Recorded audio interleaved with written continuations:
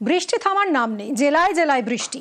কালিম্পংয়ের 18 মাইলে ধস, ভূতনিতে নদী বইছে গ্রামে, শামশেরগঞ্জে ভাঙন আতঙ্ক। কোথাও কোমর জল পেরিয়ে যাতায়াত,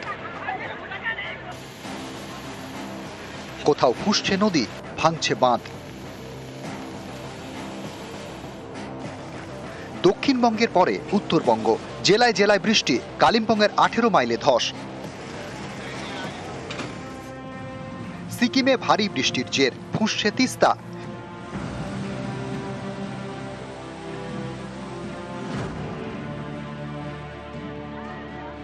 কালিম্পংয়ের গরুবাথানে ঘিস বনবস্তি, এখানে ফুঁসছে ঘিস এবং লইতি নদী। এই জল পেরিয়ে স্কুলে যাতায়াত পড়ুয়াদের।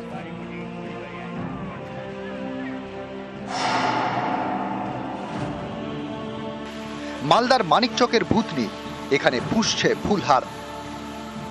বাঁধ মানছে না জল, নদী বইছে রাস্তায়। যেটা বাঁধ ভেঙেছে, জল ঢুকতে ঢুকতে মোটামুটি 1 কোমরের মতো জল কিছু হবে। কোন কোন এলাকা এখন প্লাবিত? এখন গোটা ভূতনি। ফুঁসছে গঙ্গা। মুর্শিদাবাদের শামশেরগঞ্জে ভাঙন আতঙ্ক।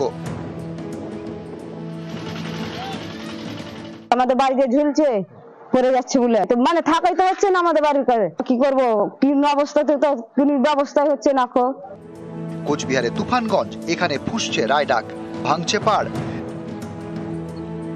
ভুটান পাহাড়ে লাগাতার বৃষ্টি, আলিপুরদুয়ারে ফুঁসছে সিসামারা নদী। রাজ্য সেচ দপ্তর জরুরি ভিত্তিতে বাঁধ মেরামতি করছে, কিন্তু তারপর নদীর চরিত্র বিশ্লেষণ করবে কে? সেই নদীর চরিত্র বিশ্লেষণ করতে গেলে কেন্দ্রীয় সরকারকে উদ্যোগ নিতে হবে, কিন্তু কেন্দ্রীয় সরকার কোনো উদ্যোগ নিচ্ছে না, কোনো প্রতিনিধি দল পাঠাচ্ছে না। বৃষ্টি থামার নাম নেই, ফের জেলায় জেলায় বৃষ্টি। আগামী 4-5 দিন দক্ষিণবঙ্গের জেলাগুলিতে 2 বজ্রবিদ্যুতের সম্ভাবনা থাকছে, সেই সাথে দক্ষিণবঙ্গের জেলাগুলিতে হালকা থেকে মাঝারি ধরনের বৃষ্টিপাতেরই সম্ভাবনা থাকে।